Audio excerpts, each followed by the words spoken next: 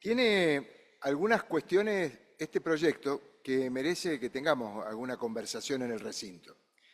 Y lo digo porque, si bien esto inspira como proyecto su apoyo, porque justamente cuando se trata de la regularización dominial de miles, porque estamos hablando de miles de familias, imaginémonos que hay un faltante de hábitat en la provincia y de habitación que supera los 100.000.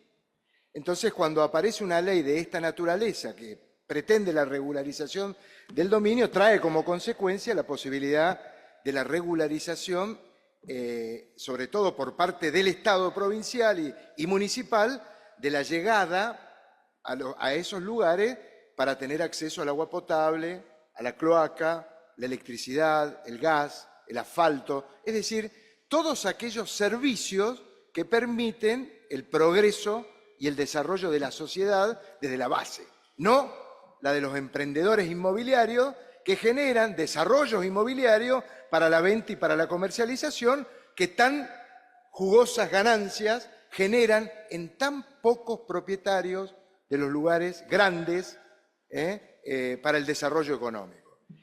A lo largo de todos estos años yo he visto en la legislatura que han pasado proyectos con una tendencia clara y precisa, sobre todo en la regularización dominial, de tratar de favorecer los emprendimientos, los grandes emprendimientos económicos, llámese los de Tunuyán, en este pueblo nuevo que se desarrolla, y otros tantos que muchos municipios, sin importar el color político, permiten el desarrollo de los guetos.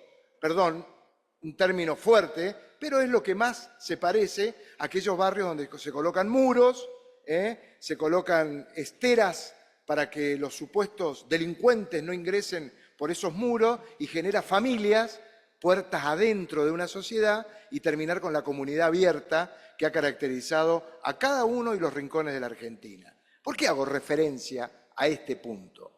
Porque el proyecto es inocente desde el punto de vista de lo virtuoso. ¿Por qué? Y sí, porque va a permitir que muchas familias puedan regularizar y tener acceso a los servicios y sobre todo al derecho de propiedad que se patentiza en una escritura pública que se inscribe en el registro de la propiedad. Fantástico. Se le agrega esto de que los honorarios de los escribanos lo va a hacer con una tarifa social. Satisface a mi fuerza política eso, porque está bien, los escribanos tienen una vaca atada con los honorarios en general, pero en este en particular, como se trata de viviendas sociales, el valor de esos honorarios va a estar adecuado a la capacidad económica de quien tenga que pagar la escritura. Está bien. Ahora me pregunto, esto es números, porque siempre que hablemos de algo que va en mira de un camino de desarrollo como este, hablemos de números. ¿Cuántos barrios populares hay en la provincia de Mendoza? Censados en el 2018, 267 barrios.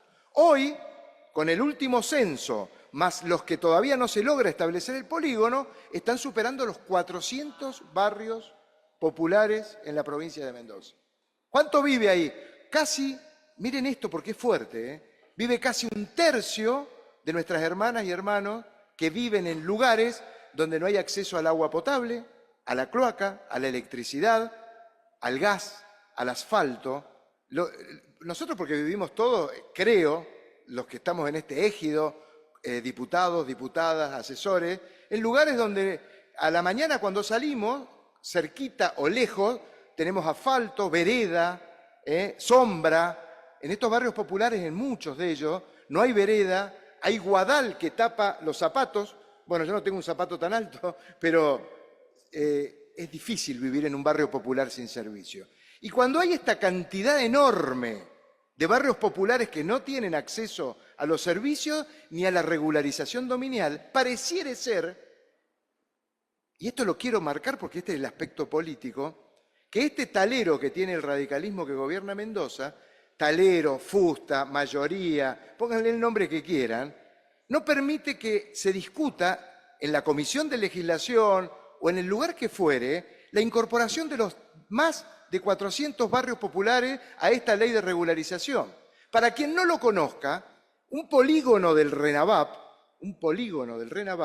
contiene en su interior la determinación de familias que poseen un certificado de vivienda familiar. ¿Qué es el certificado de vivienda familiar? Es el derecho, es lo que acredita la posesión de esa familia en ese lugar. Lo que obliga al Estado y a los particulares, porque ese polígono ya ha sido declarado de utilidad pública por el Congreso de la Nación, en ese polígono no se puede desalojar las personas, tienen derecho con el certificado de vivienda familiar a que el municipio que mira para el costado le instale, junto con el gobierno de la provincia, toda la estructura necesaria para que llegue el agua potable, la electricidad, la cloaca, el asfalto, la vereda, la iluminación de la calle, la salida, la llegada, la parada del colectivo, para que se puedan ir a trabajar las personas y los niños y las niñas, los adolescentes, a la escuela, al colegio o a la universidad. Fíjense todo lo que le falta a miles de familias de nuestra provincia. Entonces, en esta discusión que no da el radicalismo, ¿dónde están incluidos en esta ley los más de 400 barrios populares que tienen posesión, tienen todos y cada uno de los requisitos de esta ley que vamos a aprobar hoy con el talerazo del oficialismo y de nosotros como oposición? Porque nosotros no vamos a negar el voto positivo, porque esto es positivo. Pero pensemos en esto. ¿Cuántos proyectos han pasado por esta legislatura que han favorecido a ese pequeño grupo de emprendedores privados que hacen urbanizaciones, que crean guetos cerrados para que las familias vivan con temor, porque quienes se van a vivir ahí dicen y les hacen creer y se lo ponen en la televisión y en todos lados, vivimos fruto de la inseguridad. Entonces, en esos barrios vamos a tener seguridad. Hemos tratado la ley de las empresas de seguridad privada, las cámaras para ver quién anda por los lugares. Bueno, todo lo que hemos habilitado que ocurra en este gobierno y para que tome decisiones. ¿Se entiende de qué hablamos? Por eso yo digo que está bien el talero, viene el proyecto del Poder Ejecutivo, se discute en la Comisión de Legislación y Asuntos Constitucionales un día, viene algún funcionario, lo explica muy bonitamente, hacemos preguntas y rápidamente se tiene que ir. Entonces no hay debate, no hay debate.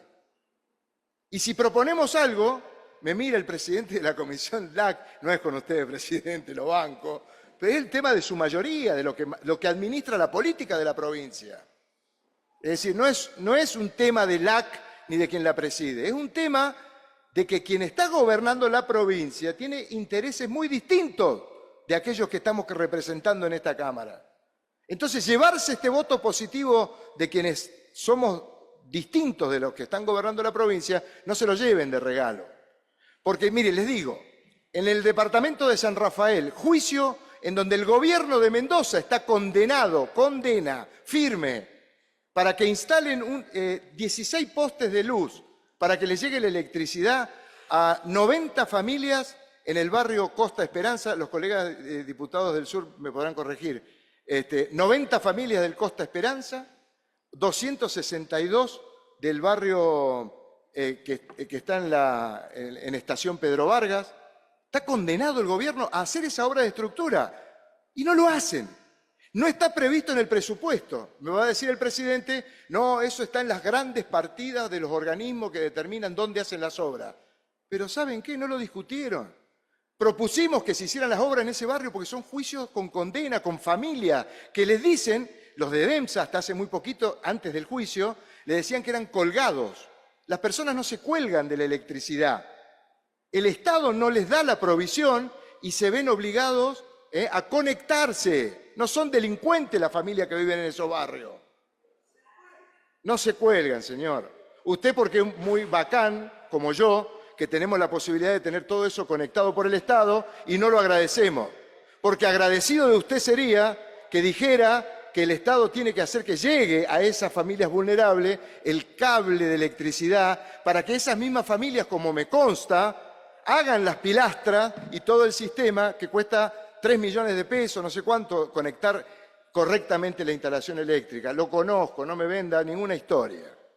Y agradecido de la clase media, nosotros tendríamos que ser de gestionar desde el Estado, sobre todo quienes están gobernando hoy, que llegue 16 postes de luz, que para colmo el Avaro Edensa, que es un señor o dos señores dueños de ese Avaro Edensa Sociedad Anónima, no quiere hacerlo, no quiere poner la moneda. ¿Por qué? Porque son gente, tengo una terminología de mi barrio que es fuerte, no la quiero decir acá, son gente de mierda. Es un término fuerte, a mí no me gusta, soy una persona educada. Pero la verdad que así lo consideran cuando le dicen que se cuelga. Nadie se cuelga, se conecta. ¿Y saben por qué se conecta? Porque la empresa que provee, que es el gobierno, no lo conecta. Fíjense la diferencia. Yo me acuerdo, siendo Nobel abogado allá por los años 90, defendía, porque los denunciaban en la fiscalía, che. Bueno, todo esto de la dos barrios en San Rafael. El barrio Las Viñas, Novaterra. No tienen agua potable. Mañana estoy convocado a una indagatoria en el Tribunal de la Ética de este gobierno radical que lo gobierna, porque el barrio tuvo que hacer una acción colectiva para que el gobernador y el intendente, el anterior, este que está peleado ahora con el gobernador Orozco, no le llevaban el agua y se la llevaban con gusanos. ¿Se entiende de qué estamos hablando? Es decir, lo virtuoso es hacer algo por nuestras hermanas. Son 256 familias que viven sin agua potable. ¿Saben lo que es 256 familias sin cloaca, sin pozo séptico? Por eso es virtuosa la ley, pero falta un sector enorme de la sociedad que lo quiero mostrar. Rivadavia, 15 familias del barrio Esperanza, Callejón Comunero. Unas familias privadas intentan el desalojo de esa familia porque no hay regularización dominial. Desconocía a alguien que el RENAVAP, cuando se marca el polígono, se declara la utilidad pública de la propiedad. Entonces la propiedad privada es expropiedad privada y tiene derecho de exigir la indemnización. Esto está directamente relacionado con el proyecto que hoy vamos a aprobar. Porque estas 11 familias, eran 15, ahora son 11. ¿Cómo funcionó? Estas familias ocuparon, no usurparon, ojo con estas diferencias, ocuparon en el año 2012 un lugar que estaba abandonado, cuyos propietarios en determinado momento y poseyeron. El derecho de propiedad en el Código Civil de Vélez Arfiel, desde la época de los romanos, establece que la propiedad se adquiere con 3 elementos: la posesión, la escritura y la inscripción en el registro de la propiedad. Entonces, recién ahí se adquiere la propiedad.